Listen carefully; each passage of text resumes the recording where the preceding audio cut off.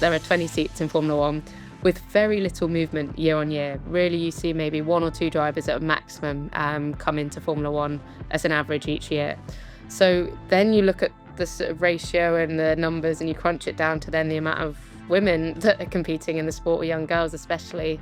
It's so few. And so I think there's a lot of pressure now to try and get a woman to Formula One. And I feel like we kind of need to shift our approach a little bit. Jamie Chadwick is on the pod this week, which I'm really happy about because I see her in so many different driving paddocks all over the world, but we never actually managed to sort of make ourselves set a date and get it together, but we have now finally, which is brilliant. Most decorated female driver, triple winner in the W Series, the first female and youngest ever champion of the British GP Championship, and a Williams ambassador to boot. We normally start, Jamie, these pods with sort of defining moments in time in your life. I mean, what I've just said will all be defining to some degree, but the moment I didn't mention, and it's because I want to talk about it in more detail now, is this winning your first race in the Indy NXT last year in America. Just explain to everyone what that series is all about and why it meant so much to win that. Yeah, it's a great question. I mean, yeah, like you say, there's so many different moments like in your career that you kind of see as being pivotal in those times. And I think every kind of moment stands out for different reasons. So I was sort of trying to reflect on which moment felt the most defining. It was actually quite tricky because, yeah, you don't always, everything has different meaning. But in that instance, that was a really special moment. It was last year. So in 2024, it was my second season in the Indy NXT Championship, which, for those that don't know, is a championship over in America. IndyCar is kind of the highest level single-seater championship over in America. Kind of pinnacle race is the Indy 500. And the sort of Formula 2 step below equivalent is Indy NXT. So I went over to the States 2 years ago to compete in that off the back of winning W Series. So it was quite a lot of pressure in a sense because you're going from W Series, which was the all-female competition, and I'd had a good amount of success in that, to then suddenly being back in mixed competition. Big step up in every sense. And I think the term baptism of fire I've always hated because it makes it sound like you're not prepared, but would be the perfect use of the word, because it was a really tough first year, and I did try prepare as best as I could, but I physically wasn't strong enough. All the tracks were new, everything was just a whole kind of whirlwind of sort of new experiences for me. So then the second year, we've developed well throughout the year, but going into the second year we sort of really raised the bar in terms of preparation, and from a personal point of view I felt like I knew what I needed to achieve, but I just needed the time to put the work in, and we kind of did that. And then you obviously always set yourself goals in anything, but in that second season I set myself a goal that I wanted to win a race, but I can't say I genuinely believed that was going to be possible or that it was going to happen. And then I was just fortunate, everything kind of fell together that weekend. But it was a special feeling having sort of been through such a tough year prior to then ultimately go on and get my first win. Yeah, the winning's always so much sweeter, isn't it, when it comes out of some form of adversity, which is the pain that we sort of put upon ourselves, I guess, in many different ways. But just describe, you talk about that weekend being so special. Describe what it's like to win something like that. Like, where are you at? What are you feeling? What are your emotions? What are your senses as you cross the finish line when you've gone into it, like you say, with, some challenges?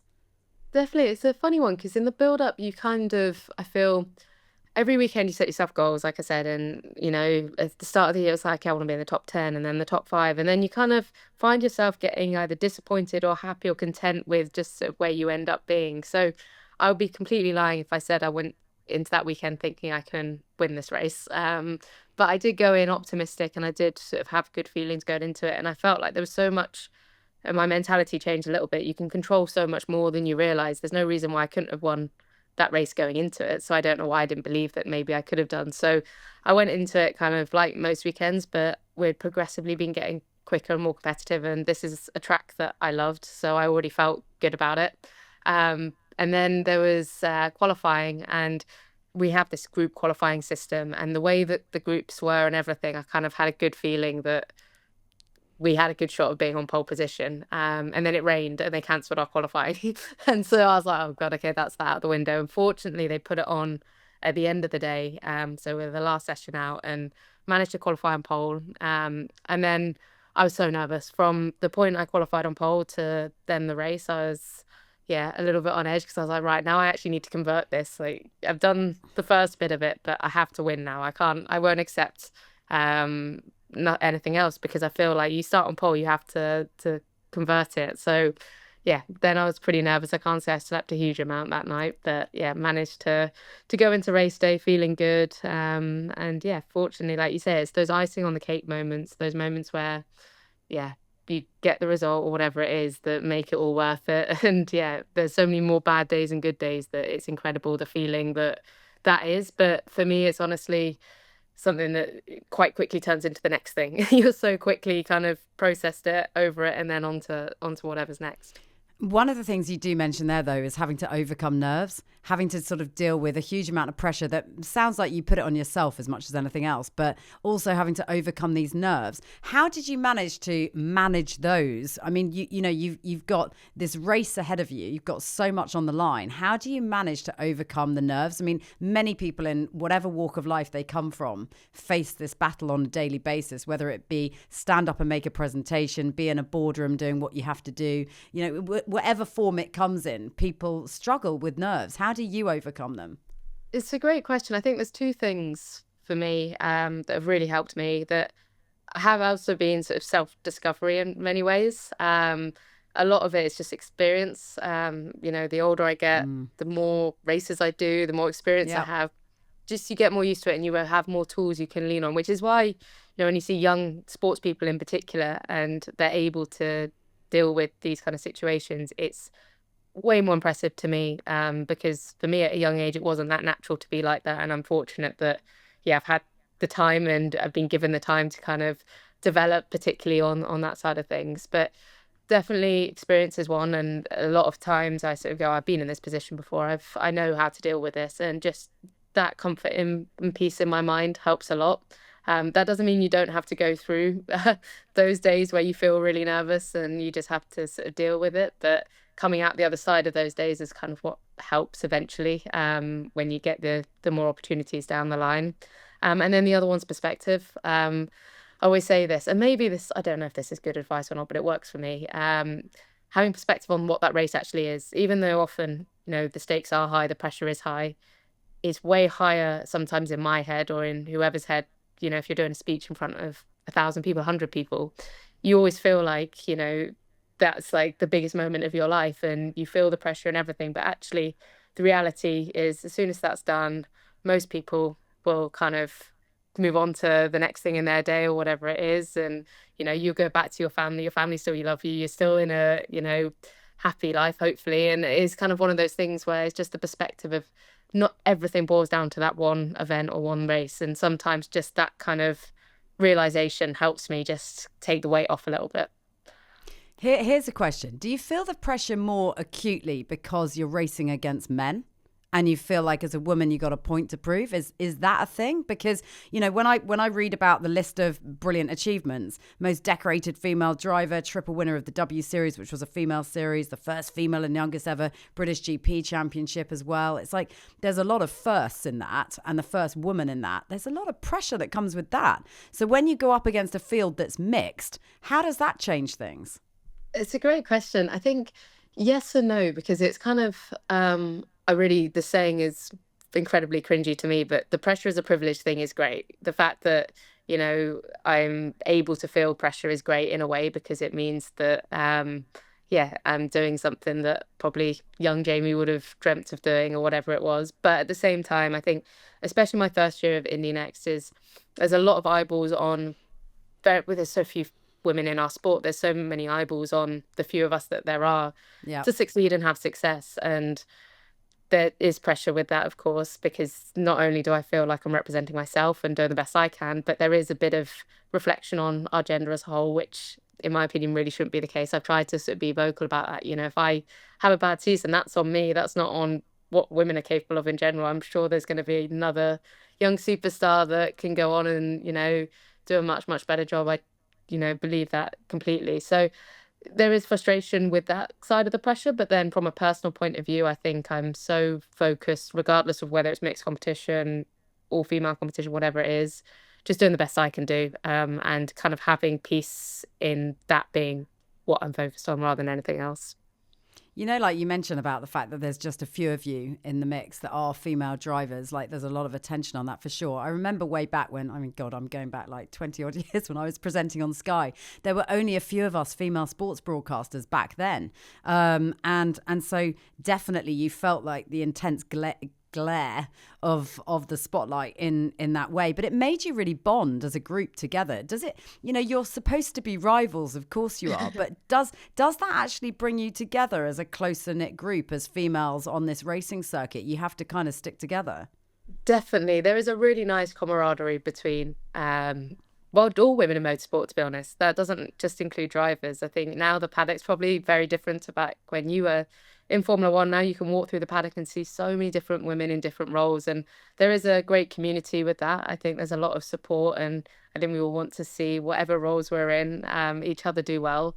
I think that was one of the funny things about W Series was I think a lot of people thought that the environment was going to be, quite hostile between all the girls, and no one would get on. They'd love to build that narrative, right? I know. It's like the perfect Netflix narrative. Well, they did a documentary in the first year, and that was, I think, the line that they were trying to go with. And then they realized that actually none of us had that sort of animosity. We all got on really well, and that was the great thing about it, is we genuinely all did get on well. And I think that for me stemmed from, we all had sort of similar experiences in the sport individually, all in our own sort of different careers, but until we're all put in a room together, no one had ever spoken about it sort of with people that are similar. So it was really nice in that sense. And yeah, I mean, I'm sure that's going to only go from strength to strength the more women that get involved in the sport. I guess the irony is that the very thing that, like you say, you don't want to be sort of tagged with this, the first woman to do this, and making it all about like the female part of the conversation. But that's your USP. That's also what makes you so amazing and so interesting and Netflix worthy. Do you know what I mean? Yeah, I mean, I see both sides, but I'm so grateful for the position I'm in, and I'm so fortunate for the position I'm in.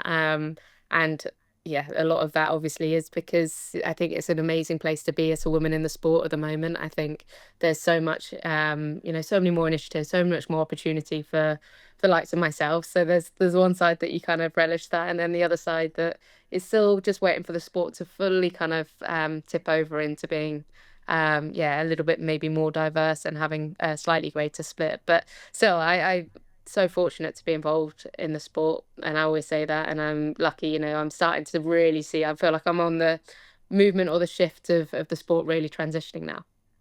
Yeah, it definitely feels like it's having that moment, isn't it? I mean, we always go back to this question of how long is it going to take before there's a female F1 driver in the paddock lining up on the grid alongside the guys. I mean, is that realistic in the next 5 or so years, or how long do you think it's going to take before that happens?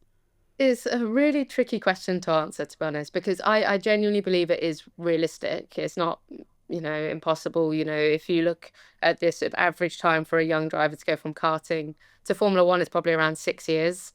So there could be someone in karting now that in 6 to 10 years is capable, that we just don't fully know yet. So I wouldn't say it's not possible. I think the tricky thing, and I sort of started being more vocal about this with something like Formula One, is there's 20 seats in Formula One. Okay, soon to be 22 seats, but there are 20 seats in Formula One with very little movement year on year. Really, you see maybe 1 or 2 drivers at a maximum come into Formula One as an average each year. So then you look at the sort of ratio and the numbers, and you crunch it down to then the amount of women that are competing in the sport, or young girls especially. It's so few. And so I think there's a lot of pressure now to try and get a woman to Formula One. And I feel like we kind of need to shift our approach a little bit and just focus on getting participation up, generally more professional women racing drivers into the sport. And I think from that will have a really positive impact on the sport in general, rather than just in Formula One, which obviously I want to see eventually. I'd love to see a female Formula One driver, but there's a lot of pressure on rushing that process, I think. Yeah, and also, like, you just don't want it to be a token appointment. It needs to actually be for credible meritocracy reasons that you've got a female in a race car, right?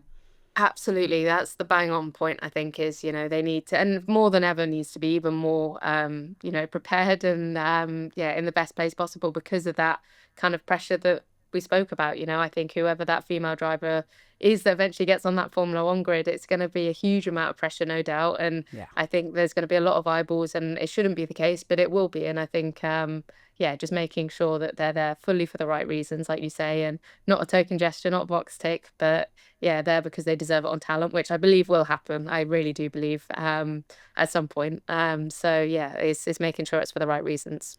Just smash a myth though for me, because there's so many people out there who say, well, it's to do with the G-force and the strength and the difference in the sexes as to whether a woman can or can't be in Formula One. Can a woman drive and compete in a Formula One car? Can they? I mean, they're not there right now, but physically, can they do Yeah. that? I think so. I mean, the only thing that stops me just saying yes, yes, yes, because I also see a lot of people say there's no reason why women can't race in Formula One, but we haven't seen it for a very long time. We haven't seen anyone apart from Susie, who was still, it's probably over 10 years ago now, maybe. I can't remember the exact dates, but there hasn't been anyone in Formula One for a long time, female wise, testing or anything.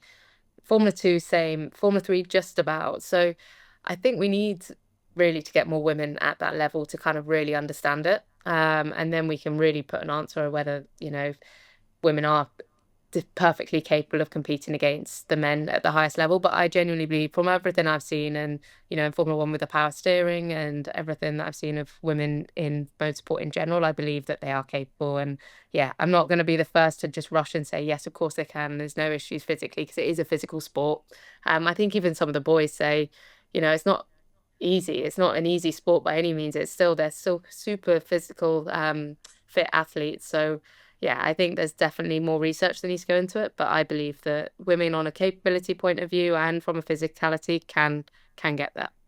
Because it's really interesting looking at what you've done and the different racing series that you've been part of and how diverse that's been. Because you've been in all of these different motorsport series, and it just made me think, God, the ladder is not the pathway is not that clear in terms of a female reaching where they want to get to. Whereas I don't see that that's the same issue with the guys. So I guess it's about establishing that pathway, isn't it, and making sure it's really clear that there are stepping stones to go through to get to where you want to go. It's exactly that. I think if you look at sort of a modern Formula One driver now, they've all followed a similar pathway. They've all kind of gone on the same trajectory. It is slightly different for women. I don't know if it needs to be or which direction the sport's heading, but obviously we have something like F1 Academy now that kind of adds a different layer or different step that male racing drivers don't have. And so it is a different pathway. And from a personal point of view, that wasn't necessarily by choice that I ended up going that way. I just wasn't from a racing background. So my early career, especially before W Series, was just what was next, kind of just going with the flow. There was no particular direction in my career. There definitely Formula One was never kind of on the cards as so in terms of what I thought I was going to achieve in the sport. So I was kind of zigzagging my way through and fortunate enough to kind of be exposed to many open doors that kind of came as a result of this sort of movement of women in the sport. But it is interesting that there are slightly different pathways and trajectories. But I do think, and we're speaking before a little bit about the sailing being quite similar to motorsport. And I remember it was Hannah and I think Ben talking about Yeah. one of the big things is this experience gap and Yeah, giving women the absolutely. opportunity to experience higher power cars, higher power machinery, because without that experience, you just don't know what, certain women are capable of. And without that, you can't progress and go up the ranks. So I think now with F1 Academy and more initiatives, more women are getting experience. And I think that's going to help a lot. It's kind of interesting. I'm wondering if, like, you're so brilliant at what you do, Jamie, and you're the top of the pile of, all the female drivers out there at what you do. Is there part of you that thinks, oh, damn it, I wish I was just starting out now? Because now it feels like, I've had to be part of this movement that's had to bang the draw, bang down the door for women in motorsport. But actually, like, now the path is starting to become clearer.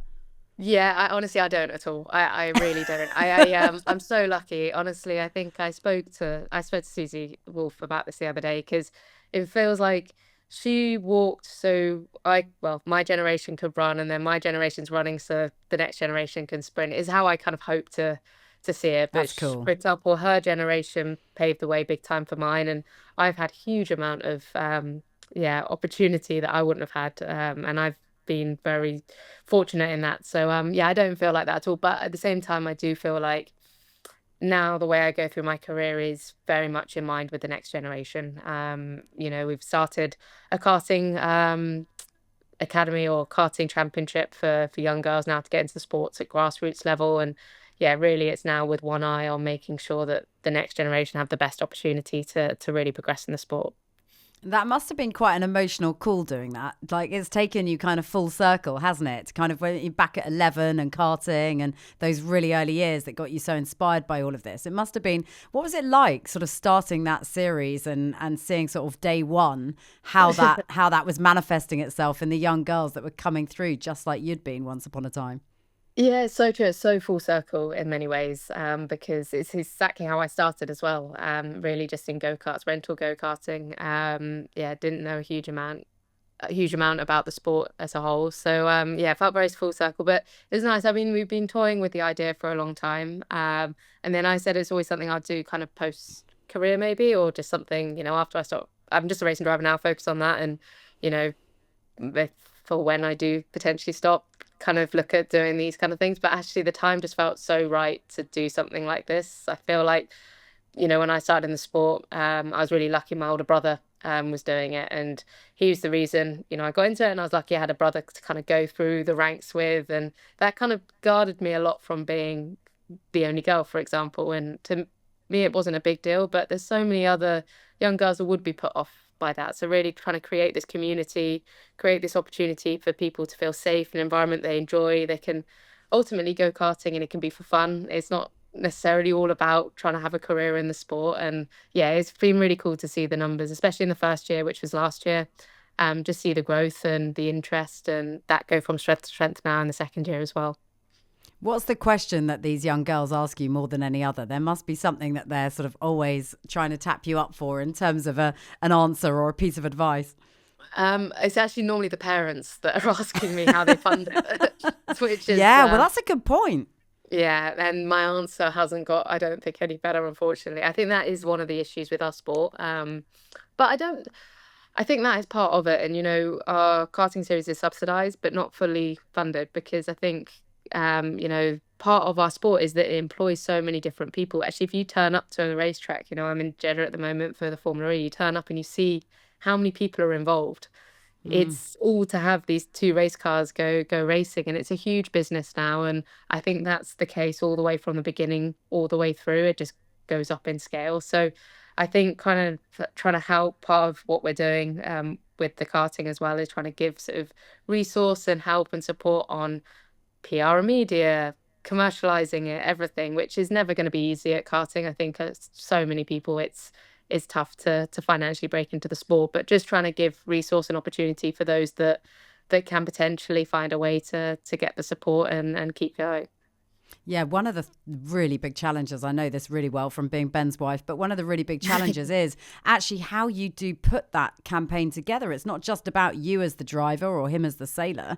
There's this whole big thing that needs to be taken into consideration, which demands your time and energies and efforts and everything else into making it happen. So how much has that been part of your story as well? And actually, how much have you learned about yourself from a performance perspective in terms of actually being able to deliver not just on the track, but off it too, in order to fund your way through this? That's such a really good question, because I've never thought about, the learnings off track. I do know, so my parents, for example, when we started in the sport, always sort of said, oh, well, if you go into anything else in your life, they felt like we learned, my brother and I, who were competing at a very young age, the amount we learned at a young age was great, because you do learn all these different skills. And I think in sport's great because you learn discipline, you learn teamwork, you learn all the kind of basic kind of sort of things that I think any young person should learn. And it's great that sport kind of really enhances that. But in terms of all the other stuff, yeah, you end up feeling like part-time racing driver, part-time everything else. But it's part of it. And I think is what I quite enjoy about the sport now is the fact that it is so sort of, there's so many different elements to it. And yeah, I think that's kind of one of the beauties of it, is it's not just about what you do in the car, albeit that is a big part of it.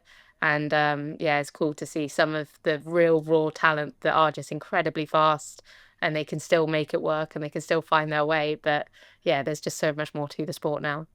Yeah, and what's so interesting is that, you know, like you say, you were thinking, oh, I'll leave the Jamie Chadwick series, karting series, until perhaps a little later on, and do that, you know, after a career, actually on the track. But you're not going to do that. You're actually right in the midst of it now and doing the two things in harmony together. I think that's actually synonymous of how a lot of athletes are now operating their worlds, because you don't kind of want to not leverage those moments that you have now, where you're a really valuable commodity in your own way, and you actually have the power to be able to convey that message in a much stronger way by still being racing, still being on the track. I think that's a really good way of looking at it as well. Yeah, there's definitely, I feel like, more that I can do now than maybe I could do in a few years' time. And yeah, the relevance of that is huge. But for me, a lot of it was just the timing of, there's so many initiatives now for women in the sport. Yeah. I feel like have been a huge beneficiary of them. So it's now, what can we do to yeah, make sure that now the next generation have those opportunities as well. And it's just from a personal point of view, the kind of gap that I felt that there was in the UK is just this real grassroots karting level, with just getting them the first sort of day they drive a go-kart, that kind of level, and sort of tapping into that really. So 2025 for you is also now all about endurance racing. I just think you need to break down for people what endurance racing means to the average person, and what it requires from a racing driver, because it sounds horrible. Yeah, I wouldn't say hopefully not horrible. It's my first proper year of endurance racing. I actually had done a bit of endurance racing early on in my career, but this is the first full year competing at this kind of level. And it's kind of, as the name says, really, it's all long races. The first sort of championship that I'm doing is all in Europe. The races are about 4 hours long, so not super long, but we do have the Le Mans 24 hours in there. So 24-hour race between three drivers. Yeah, it's kind of, I'm a bit worried about it. I have done 24-hour races before, but I'm a bit worried because I love sleep. And hence even your product is a savior to me, because I don't ever want to lose sleep in any situations. So yeah, I'm gonna have to give up that for that race for sure. But I'm really excited. It's a new challenge, and yeah, something I'm really excited by. So the idea that you would swap in and swap out over a 24-hour period, like taking Le Mans as the example, and I know there are other versions of this as well that you've competed in and that are available out there, but taking Le Mans as the example, like you swap, what are you doing there? You're sort of racing for how long a period of time before you then swap out with another driver that then jumps into the seat? And then what on earth are you doing in that off bit where you're not effectively sleeping, but you're still having to be in and around the whole caboodle? Yeah, so exactly. It's kind of like eat, sleep, race, go again, repeat. So effectively, so the car does 24 hours nonstop. It comes in for pit stops and tires. Hopefully no other changes. It shouldn't need any fixing. Hopefully the car literally runs for 24 hours. And in that time, depending on, you know, the time of the race, you can do up to sort of triple, even a quadruple stint. So a stint is just under an hour, say, and you'll stay in the car for that whole time. So it can be over 3 hours that you're in the car. And yeah, it's kind of the first time obviously doing Le Mans. I have done other 24-hour races, but it is tough because I was a bit younger when I did it originally, and I think I got away with not needing to sleep as much then, because I didn't sleep really at all, because the adrenaline is so high. As three drivers, one driver's in the car, one driver's kind of on standby, and then the third driver's sort of meant to be resting. But every time I tried to sleep at night, I always sort of flick on, see where we were in the race and want to know what was going on. Where'd you go? Where'd you go for that moment, by the way? Where are you? Where is the third driver during that time? So we have motorhomes, sort of depending on the 24-hour race, but you have these sort of RV motorhomes, because for Le Mans, for example, you're there for nearly 2 weeks and you end up sort of just staying at the track for that sort of long period of time. And yeah, so you'll go back to the motorhome, shower, sleep, eat. And then, yeah, I don't know exactly the sort of how long you get to rest, but then you'll come back and, yeah, get ready, sort of warm up and get in the car and go. Okay, well, we've talked about the when you're off thing, which you're clearly never completely off, but when you are sort of out of the car, what on earth do you do to maintain the focus and the concentration and the clarity of thought when you're driving? I think When I'm in the car, it's quite, I think for everyone in many respects, it's quite natural because you have adrenaline. Adrenaline's incredible, to be honest, because there's so many times Yeah. you start to feel tired or whatever it is. And yeah, your body it's an incredible thing and keeps you going. It's kind of the off, on, off, on that I haven't really had to experience so much, that I think is going to be the challenge potentially. Because trying to switch off, and it's so important to switch off, allow your brain, allow everything to kind of recover. I spoke a lot about this with sort of sleep in mind last year. I think the body's incredible. You can get through a day or 2 days with little sleep and high intensity, but it's not sustainable. And you get to the Monday morning after a race weekend and you just have a huge crash. So Yeah. really trying to find those kind of gaps and those respites, I think is critical. But yeah, until I really experience it at Le Mans this year, I don't know how I'm going to react so much. But I think making sure you can switch off, you can eat well, you can sleep well is going to be, I think, the game changer. I suppose the thing that we come back to again and again, which is the sort of the watchword for professional sport and elite sport at this level, is preparation, isn't it? Absolutely. Preparation, everything you can do to prepare well is of benefit. And I think I think you can control what you can control, and what you can't control, just not think about. So I'm going to prepare as much as I can for what I know I've got coming up, but there's going to be so many new things that are thrown at me. And I might want to get my 3, 4 hours sleep at some point, and that might only be 2 hours because someone might have hurt their foot and I've got to go and get in the car. And I think you just got to deal with it, and whatever's thrown at you, yeah, take it. And I think that's kind of similar to everything, I guess, in sport and in life. But I always feel like tennis players actually have it the hardest, because their schedule is sort of always unknown. They could be playing at 6 p.m., that could be 9 p.m., that could be 11 p.m. They could be flying home tomorrow. They could be staying for another week. You just don't know. And so I always kind of try and look at other sports to kind of try and draw inspiration, I guess, from for our sport. And be grateful that you're not a tennis player. You are, however, doing a shed load of traveling.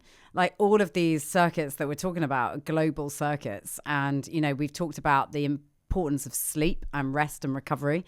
How are you managing that? I mean, you've not been doing this for 5 minutes. You've been doing this for quite a few years now. How do you sort of get in your stride where a travel schedule's concerned? Great question. So the last 2 years I was competing in the States, and I was going back and forth from Europe to the States for more or less each race, which I wouldn't recommend. It was a huge amount. I think I did 103 flights or something crazy. Oh, But the way that the travel to America worked, I kind of just, well, often would stay on Europe time in the States. So my schedule allowed for it. So I basically would always kind of look at my schedule, see what time zone I needed to be on, and then try and adjust if I had to as quickly as possible, or just not adjust. So I would go to bed at like 8:30 p.m. and just wake up at 4, 5 a.m. And I just stayed doing that whenever I was there. And then someone would organize a dinner or something, and I'd either just say I would have an early dinner or try and avoid it. But a lot of the time I try and do that. And then I try and prioritize wherever I can get full night's sleep. That's like the priority. So obviously night flights, for example, aren't ideal for sleep. So trying and avoid as many of those kind of overnight flights where you're going to feel not so good, or if you do have those, then you get an opportunity to sleep on the other side of it. And then, yeah, just kind of getting used to, be honest, being on travel. So when you do get on a flight, you can sleep or whatever it is, you just kind of get used to it. But yeah, it's definitely different things work for different people. But yeah, ideally, I think the travel is probably the hardest thing to try and manage when trying to get good rest. it's interesting what you say though about kind of consistency as well of behaviors, because if you get into a stride that sort of works for you, actually if you're doing something relentlessly again and again and again, actually keeping everything consistent around that, whether it be like you say the time you go to bed at night and your bedtime routine and how you wake up and then the exercise, the nutrition around that, does that just really help things by being consistent with your routine, whatever it looks Definitely. like?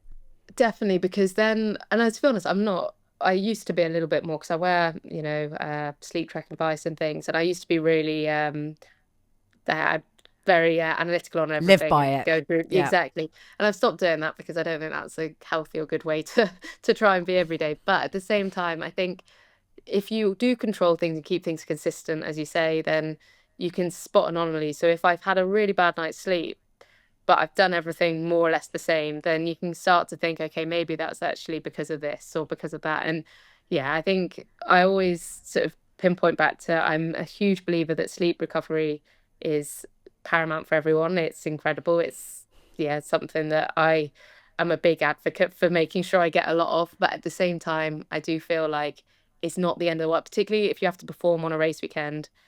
If you don't get a bad night's sleep, I think the stress of worrying about that is actually worse than the effect of the bad night's sleep. So trying not to get stressed about these kind of things, and yeah, just take it as it comes in many respects. And I guess from a personal point of view, just knowing my body can get me through it with adrenaline or whatever it is, and caffeine, and probably not the healthiest ways to do it, I know I can get by regardless.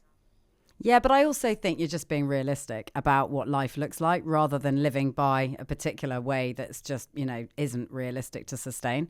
So it's trying to put the best behaviors in place, isn't it? But there are outlier moments which require just a little bit of freedom and not necessarily living by, an absolute hard and fast standard. Finally, Jamie, the single most important thing that you've learned about performance, what would it be?